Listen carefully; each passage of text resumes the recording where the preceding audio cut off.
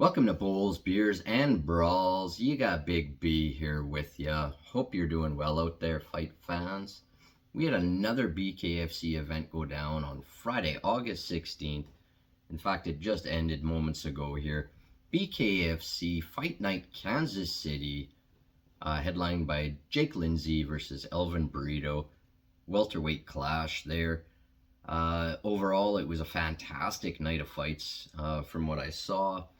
Now, I did miss the first couple of fights of the evening. I had previous family function that I had to be at, so I didn't catch the first couple, but I did catch the majority of them. And I'll tell you what, they delivered, folks. They had the small ring there, and you could tell. I mean, that small ring seems to make a huge difference here. Anyway, I'm going to go down the main card, top to bottom. Well, as far as I saw, I think I missed the first two, maybe three fights. So I'll go as much as I saw, just give a couple little notes on them and do what I usually do here. Let's get at it. Main event in Kansas City. As mentioned, we had the 4-1 Jake Lindsey. He was taking on the 6-4 Elvin Brito. And you know what, folks? This was a decent main event in the welterweight division. I mean, it was a pivotal matchup, and it was basically a fight that just had to happen in order for the division to move forward. Jake Lindsey. Let's talk about Gypsy. Gypsy Jake Lindsey. You know what? He showed why he's ranked number 2. Just a pure technical display. I don't know. I often think he's kind of one of the fighters, probably one of the many fighters on the BKFC roster that's kind of overlooked, maybe underappreciated a bit. But I think it's time we start opening our eyes to Jake Lindsey here, because that moves him to 5-1, and he's wanting more violence. You know, calling out, saying, "Give me Eddie Alvarez," and he doesn't give a shit. He claims he doesn't give a shit about the belt. He just wants to fucking fight because he's a fighter. I mean, how can you not like that, right? Brito, on the other hand, you know what? He hung in there. Quite simply, he just got outstruck. I mean, Jake Lindsey was the better man tonight and picks up the unanimous decision. Co-main at BKFC Kansas City saw hometown hero Zeb Vincent. He was going in 2-1, taking on the known Doug Coltrane. He was sitting 3-1. This was a middleweight bout, and what can I say here, folks? CWB. Wow. Vincent. Let's talk about Zeb Vincent for a second here, because off the canvas, he was clearly behind on the scorecards. I mean, Kansas City, they had open scoring, so we could, without a doubt, see he was behind. Yet he never quit. Gets the TKO, ends up getting a TKO doctor stoppage, as mentioned, at home. I mean, the crowd was incredible during that fight, just chanting his name, and you know what? That fight for me definitely stole the show. Basically, what it was it was a weird sequence here, because Coltrane eye poked Vincent, and then they stopped. Obviously, gave Vincent some time to recover from that. But during that time, a doctor went and saw Vincent and make sure he was okay from the eye poke. And the other doctor went and saw Coltrane because his eye was not looking good at all. And that's when they called it. It was like I say, it was a really weird sequence of events leading to the end of the fight. But Zeb Vincent gets it done. 3-1 now. That's 3 wins in a row for Zeb Vincent. And you know what? He took out Doug Coltrane. The doctors just couldn't let it continue. I mean, it was just fucked. It got injured early on, and as the fight continued, it just continued to swell. By the end of the fight, there's no fucking way he could see out of that eye. So congratulations to CWB, Zeb Vincent. Like, as mentioned, 3-1, 3 in a row. That boy's on a tear. Feature bout at BKFC Kansas City. It was in the lightweight division. 2 debuting fighters, in fact. We had Ira Johnson. He was taking on Tyler Jones. And honestly, folks, I didn't really know anything about either of these fighters. And I was kind of surprised it was the feature fight.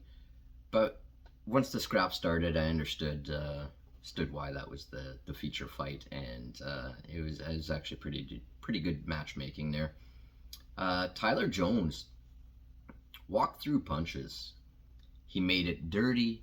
He kept on the gas, and it was just a beauty of a debut for Tyler Jones. Gets the 3rd round knockout. Great performance. Kansas City also played host to a heavyweight scrap.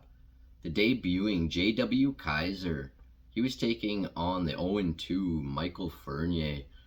And fuck me running, folks. Kaiser gets knocked down, has 2 points taken away for pulling Fournier's hair, and then ends up getting the knockout in the 2nd fucking round. Fournier was an absolute mess. I mean, his face was just hamburger, and no one could really blame him for not continuing there. Kaiser gets his win in his debut, which also happened to be apparently his final fight in professional combat sports. So no better way to go out than getting a knockout. We also saw another welterweight scrap here, the debuting Duran Carlos. He was taking on Eduardo Peralta. And what a banger here. Both showing power, but honestly, Peralta, pardon me, I want to say Peralta so bad. He ended up running away with it in the 2nd, gets the knockout, and I thought he looked absolutely fantastic while he did it. Now, the first full fight of the evening that I caught was in the flyweight division. This was Justin Martinez. He was 0-3 going in. He was taking on the 1-0 Blaine Warbriton. I thought this was a great scrap here. I really enjoyed this one. We had the 5'2" Martinez taking on the 5'10" Warbriton. And I mean, it honestly looked like, David versus Goliath, even though they're apparently in the same freaking weight class. How are you 5'10" and in the flyweight division? That's mind-boggling. But hey, if you can do it, then you got to work the system, right? Anyway, back to the scrap here. Game plan for both was pretty clear. I mean, Warbriton was jab heavy, and Martinez wanted to get inside and land those power shots, right? Warbriton absolutely picked Martinez apart with those jabs. Just busted up his face. Martinez was going into the 5th. Docs called it. Justin's eye was just jacked. Once again, I mean, it was a night of crazy people just getting their eyes fucked up. Like, I don't know, just perfect punches right in the sockets, I guess, is what was going on here tonight. Maybe good accuracy is what I'm trying to say. TKO win for Warbriton. Honestly, I wanted to see more in that fight. Now, absolutely nothing against Blaine Warbriton, but I was cheering for Justin Martinez, cheering for the little guy, and he got inside a few times. I thought, maybe, but that jab just busted him up too bad. Now, the fight that was actually just being called off as I got things going when I got home here was the lone female fight. It was good to see some female fights back on the card. We had a 1-0 Carla Alvarez. She was taking on the debuting Charlene Gellner. And I didn't see the fight. I just saw the ending, and Carla Alvarez was an absolute fucking mess. Um, Gellner definitely got the better of her and ends up getting the third round TKO. And there you have it. That was BKFC Kansas City.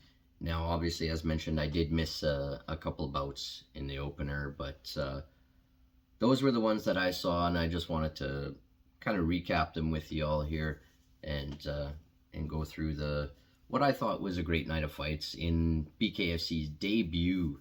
Once again, debuting in another state there in Kansas City. So, congratulations to all the winners, all the scrappers, and BKFC themselves, because it looked like they had a hit of a night, and I'm sure they'll be back. That's all I got for now. Until next time, everybody, take care and peace. I think the truth and fumble over the train.